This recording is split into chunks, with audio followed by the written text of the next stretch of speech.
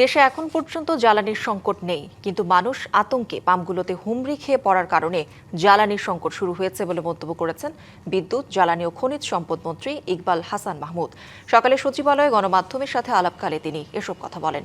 জানান, প্রয়োজনের তুলনায় মানুষ বেশি তেল মজুত করছে, এই কারণে কয়েকটি পাম্প বন্ধ করতে বাধ্য হচ্ছে।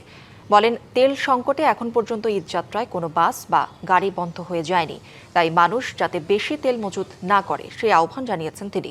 মন্ত্রী আরও জানান, তেলে দাম বাড়ানোর কোনো পরিকল্পনা সরকারের নেই।